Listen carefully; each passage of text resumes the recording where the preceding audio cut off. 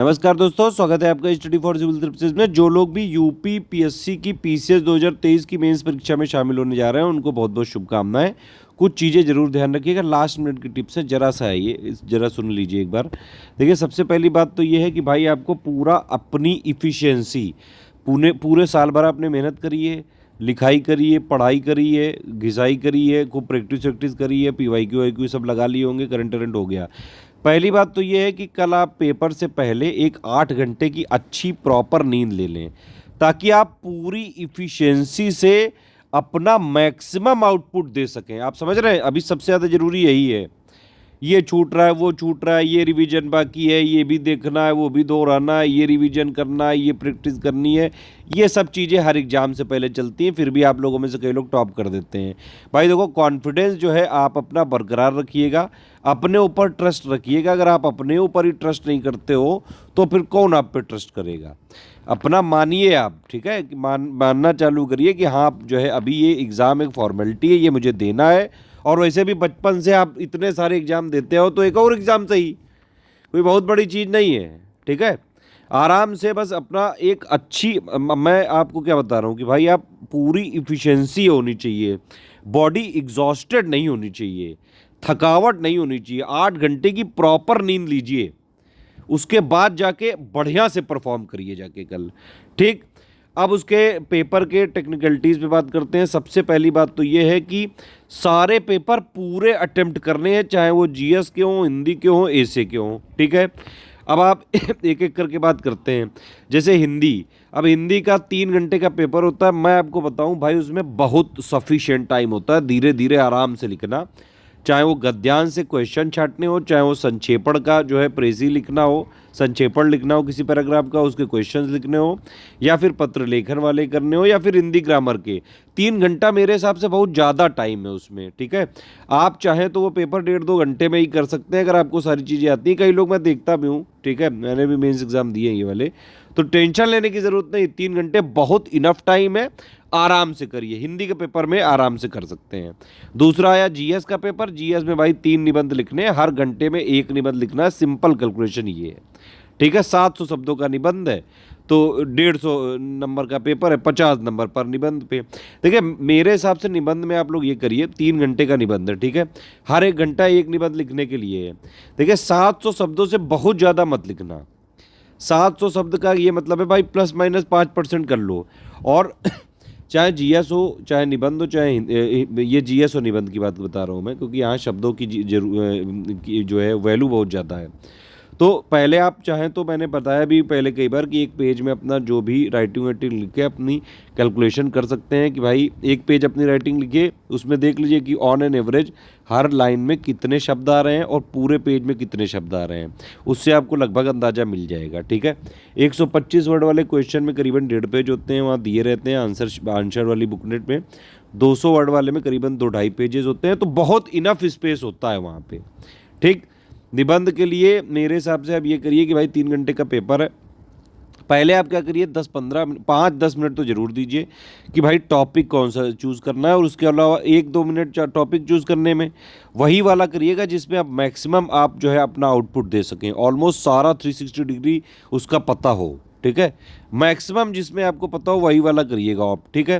फिर उसके बाद 4-5 मिनट उसकी भूमिका बनाइए कि कौन कौन से पॉइंट लिखने। पीछे रफ स्पेस दिया रहता है, वहाँ पे आप अपने छोटे छोटे नोट्स बना के कर सकते हैं कि हाँ मैं ये वाली हेडिंग डालूंगा, इंट्रोडक्शन लिखूंगा, फिर यहाँ पे मैं फ्लो चार्ट बनाऊंगा, फिर उसको ऐसे कनेक्ट करूंगा, फिर ये वाला कीवर्ड डालूंगा। मतलब यहाँ पे निबंध में पूरी, देखिए निबंध में कोई बंधन नहीं है, कोई इसकी एक्चुअल डिफिनीशन है ही नहीं। सिंपल लॉजिक ये है कि जो भी उसका टॉपिक है उसके साथ जस्टिफाई करते हुए 360 डिग्री उसकी एनालिसिस करके पूरा उसका पोस्टमार्टम कर डाल लो। तो उसके लिए जो जो what, why, where, how, when, ठीक है, जो भी चीज़ें उसकी हिस्ट्री रही हैं, प्रेजेंट में चैलेंजेस, प्रोज कॉन्स, गवर्नमेंट क्या स्टेप ले रही है, आपके काम, आपका क्या मानना, सारी चीज़ें उसमें जो है आप डाल दो। लेकिन शब्दों का ख्याल रखना, कीवर्ड ज़्यादा से ज़्यादा करिए, ठीक है। शब्द 700 है तो 700 750 इससे ज़्यादा नहीं होने चाहिए। ये नहीं कि मतलब पूरा वही बढ़ते गए। और एक ही निबंध पे फोकस ना करना, 3 लिखने, ध्यान रखना। हर एक निबंध के लिए मेरे हिसाब से आप 50 मिनट के आसपास रखिए, 50 से 55 मिनट, 5-5 मिनट सोचने के लिए रखिए कि भाई क्या क्या पॉइंट देने हैं, क्या क्या रफ वर्क करना है, ठीक है। तो ये हो गया निबंध। बाकी आए भाई जीएस के पेपर पे आते हैं। तो जीएस में 6 पेपर होंगे, ठीक है। हर जीएस के पेपर, ऑलमोस्ट सारे जीएस के पेपर में, एथिक्स वाले में थोड़ा बहुत वो स्ट्रक्चर चेंज होता है। बाकी सब में ये होता है कि भाई 2 टाइप के क्वेश्चन होते हैं, एक होता है 125 वर्ड का, एक 200 वर्ड का। 125 वाले वर्ड का 8 नंबर होता है, 200 वर्ड का जो है आपका 12 नंबर होता है। तो 8 नंबर वाला 125 का जो वर्ड है उसको आपको 7 मिनट के आसपास लिखना है, ध्यान रखिएगा, ये बहुत ध्यान से सुनिए। और जो 200 वर्ड वाला 12 नंबर का जो होता है उसके लिए करीबन आप 10 मिनट के आसपास दीजिए, क्योंकि आप ये समझिए कि भाई 180 मिनट जरूर हैं आपके पास जीएस वाले पेपर में। समस्या ये है कि 2-4-5 मिनट ये लोग जो है फॉर्म वॉर्म फिल करने और बीच बीच में बहुत सारी चीज़ें होती हैं फॉर्मेलिटीज़, उसमें वेस्ट हो जाते हैं। तो आप अपने पास कुल मिला के मानिए आपके पास 117 ही मिनट हैं, 2-4-10 मिनट आगे पीछे होता है। तो 12 नंबर वाले क्वेश्चन के लिए करीबन, हर क्वेश्चन के लिए करीबन आपको जो है 10 मिनट लगाना है, 10 मिनट के आसपास, 10 साढ़े 10 मिनट, जो भी जितने में भी हो जाए। और जो 8 नंबर वाला है उसके लिए करीबन 7 साढ़े 7 मिनट। तो इस तरह से करना।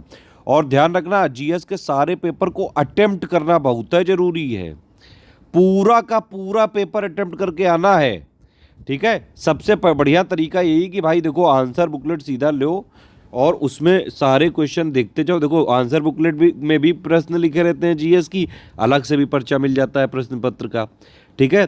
तो एक बार आप जैसे ही पेपर मिले, पहले आप क्या करो, अगर मान लीजिए पहला आपने क्वेश्चन देखा, आता है तो तुरंत लिखने बैठ जाओ, नहीं आता है थोड़ा बहुत कन्फ्यूजन हो रहा है तुरंत दूसरे पे आ जाओ। भाई देखो आंसर राइटिंग में स्पेस लिमिटेड है, तो आप जिस भी क्वेश्चन के सामने आंसर लिखोगे वो मान जाएगा कि उन्हीं का है। और यहाँ पे कोई ऑप्शन है नहीं आपके पास कि भाई ये 20 क्वेश्चन में से आप 10 लिखो या 15 लिखो, ऐसा तो नहीं, सारे करने हैं, ठीक है। तो यही करना है, सबसे पहले जो आते हो वो कर लेना। 2-4-5 क्वेश्चन आप आते वाले जिसमें आप परफेक्टली आप कर सकते हैं वो वाले पहले कर लेना, ताकि पेपर पे कॉन्फिडेंस बिल्डअप हो जाए और आप पेपर पे चढ़ के बैठ जाओ और फिर पूरा पेपर अटेम्प्ट करके आओ। भले ही सारे पॉइंट आप ना लिख पाओ, थोड़ा बहुत भी लिखो, कुछ तो कीवर्ड घुसेड़ो उसमें, ठीक है। जो भी क्वेश्चन की डिमांड है to the point, within keywords, मतलब विद इन वर्ड लिमिट्स, और कीवर्ड सारे इंक्लूड करते हुए ही आंसर लिखना है। बाकी देखिए ये जो भी पोस्ट होती हैं, मेहनत आपने बहुत करी है, भरपूर करी है, साल साल भर करी है। कई लोग आम लोगों में से होंगे जो 4-4, 5-5, 6-6, 8-8 सालों से कर रहे होंगे, कई इससे भी ज़्यादा सालों से होंगे। एग्ज़ाम का वक्त में ना अगर आप अपना मैक्सिमम आउटपुट ना दे पाए तो वो मेहनत बेकार हो जाती है। इसीलिए कॉन्फिडेंस बनाए रखें, ट्रस्ट बनाए रखें, सब बढ़िया होगा।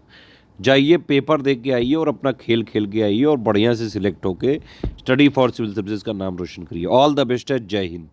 अपने ऊपर भरोसा जरूर रखना, और किसी पे रखो ना रखो, किसी और को तुम्हारे पर भरोसा हो ना हो, लेकिन तुम अपने पे जरूर रखो।